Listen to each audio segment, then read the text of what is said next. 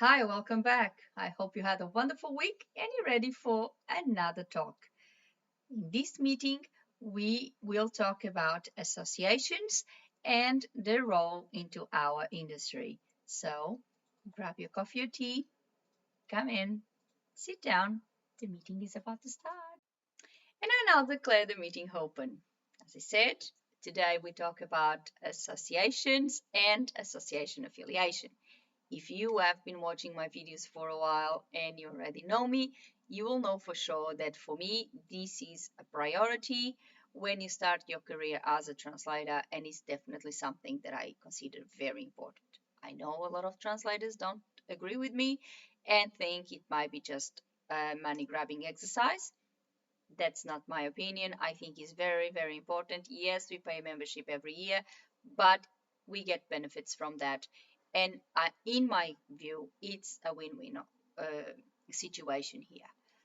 Of course, I also know and I'm aware that not all associations do a great job and not all associations are the same. There will be very good ones out there and ones that are not so good.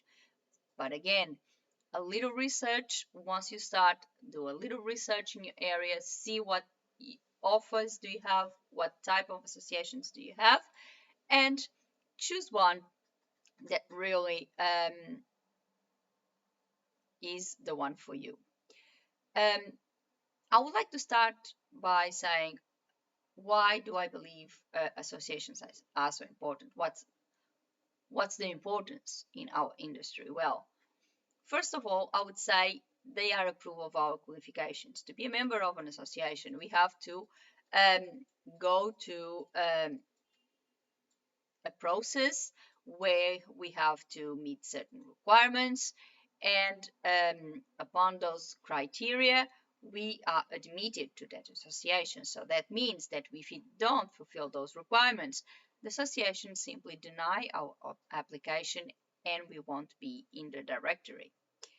Sometimes you can even have a lower grade membership that provides you with some proof that you are qualified, but you have some restrictions that, for example, happened with me with the Chartered Institute of Linguists when I started, because after I finished my diploma in translation, I applied for the membership, and obviously because at that time I did not fulfill the requirement of the 2 year professional experience, I could not give the full membership. I was given an associate membership for 2 years, and then obviously I was qualified to apply for the full membership, which I have for a very long time. So this is how it works. Then with that membership, NATI in Australia also recognized my credentials, and I was able to be admitted um, as a professional translator without sitting the NATI exam, because I was already a member of the Chartered Institute of Linguists, and also I had done the diploma in translation from the Chartered Institute of Linguists. So this is also a good thing. It's a proof of your qualifications, which end up being an assurance for clients as well. Then the associations also play a very important role in our industry.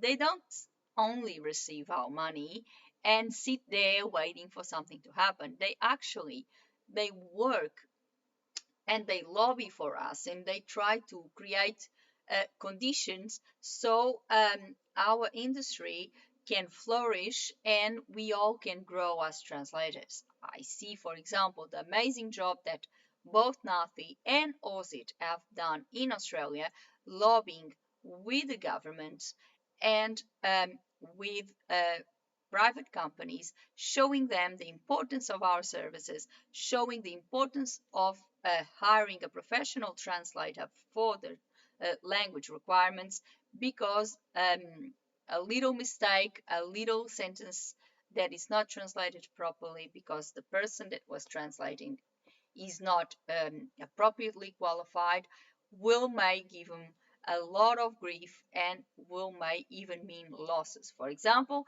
in the case of the government and in the case of immigration applications, it may mean a visa that is simply refused because the immigration officer did not get the right message, he did not get the truthful message that would allow him to accept that application and grant the visa to that person. So this is very important. It's livelihoods that are actually on the line here. The same with companies. If they are applying on a foreign government and they need documents translated, or even for their websites or anything else that they need translated, if something is wrong, it's not only their reputation, but it might be, in the case of applications or other documents, important documents like that, mean a refusal of applications or many other problems, loss of dollars, loss of millions sometimes, and that is also something that should be taken care of. And associations do that. They lobby with governments, they lobby with companies, and they show the importance of our services. We are not just someone that translates. We are highly qualified professionals that need to be seen as such. So that's also the role of associations. They lobby for us and they also provide us with a great service, which is they provide us with professional development with a discounted price, which is very important. They know that most of us are freelancers and we don't get a huge income. So having a discount on all these webinars, little short courses, and things like that, networking events, all sorts of things, even mentoring programs. I know Hosit has an amazing mentoring program, and that will also help us flourish as translators. So we pay the membership, but we also get a lot from that membership. And certainly, if you are an OSIT member, you would agree with me. We get a lot from our membership. We have all these PD events that we can attend and at a very discounted price. And for example, during the pandemic, all associations reduce their membership uh, pricing and things like that because they were aware of the difficulties that we were facing. So it's also a body that is there for us as well, even if we have some questions about something. If we were asked something by a client and we are not 100% sure, we can always call our association and say, well, my client has just asked me this. What is your intake on this? And we can also consult our association. They're there to help us. So it's really a good thing. And on this lobby work that associations do for us, we may get preference. I know in Australia that happens because OSIT and NATI have been lobbying for us. Both government and private companies will prefer NATI certified translators for their work. I know the government agencies won't choose a translator that is not NATI certified, and I know a lot of private companies do exactly the same, and that has been the work of OSIT and NATI. So this is the importance of the associations, and we all should be aware of that. And that's all for today. I hope you really enjoyed this meeting. I now declare the meeting closed. Um, but if you have any questions and you would like to ask, please feel free to leave your comment.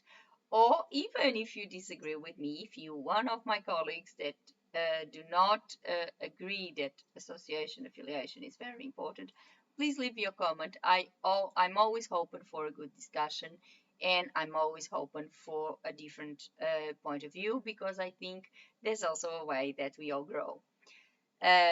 Before I go, I would like to ask you, put a like in the video, the YouTube algorithm, and subscribe the channel with a little click on the bell so you get a notification of a meeting every week. Before I go, I would like to wish you all a very, very good week. See you next time. Thank you so very much for watching. Bye.